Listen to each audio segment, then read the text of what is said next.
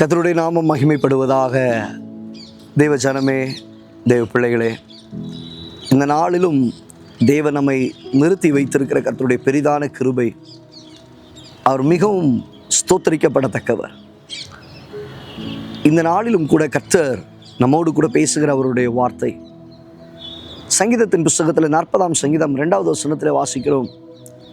பயங்கரமான குழியிலும் உளையான சேற்றிலும் இருந்து என்னை தூக்கி எடுத்து என் கால்களை கன்மலையின் மேல் நிறுத்தி என் அடிகளை உறுதிப்படுத்தி.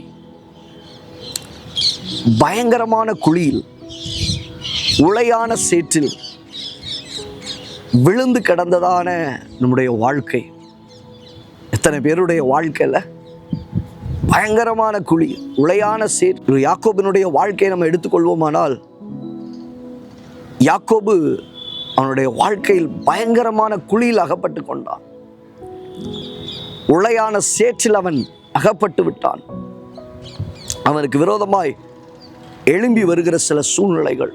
தேவ பிள்ளையே, உங்களுடைய வாழ்க்கையில் இப்படிப்பட்ட பயங்கரமான குழியில் விழுந்து கிடக்கிறீர்களா? தன் அண்ணனை ஏமாற்றி, தன் தகப்பனை ஏமாற்றி, அங்கே அந்த ஸ்தலத்தை விட்டு அவன் ஓடுகிற ஒரு நிலைமை. பயங்கரமான குழி, உளையான சேறு. பாவத்து நிமித்தமாய் தங்களுடைய வாழ்க்கையில் காணப்படுகிற உளையான சேற்றில் சிக்கி கிடக்கிறதான தேவ ஜனங்கள் துரத்தப்படுகிற ஒரு சூழ்நிலையில வசனம் சொல்லுகிறது, கர்த்தர் அவனுக்கு தரிசனமாகிறார். தேவ பிள்ளையே, நீ விழுந்தது உண்மைதான்.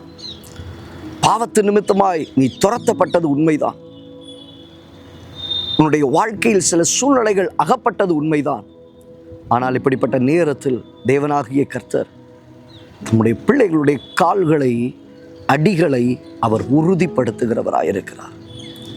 ஆண்டவர் உங்களை விடுறதில்லைங்க. மற்ற மனிதர்களைப் போல தேவனாகிய கர்த்தர் நம்மை வெறுத்து தள்ளுகிறவர் அல்ல. உங்களை வேண்டான்னு சொல்லுகிறவர் அல்ல.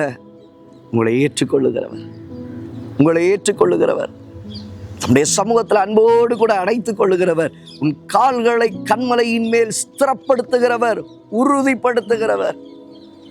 இந்த வார்த்தையை கேட்டுக்கொண்டு இருக்கிறவங்க வாழ்க்கையில சில காரியத்தை நினைத்து அழுது கொண்டு இருக்கிறீர்கள்.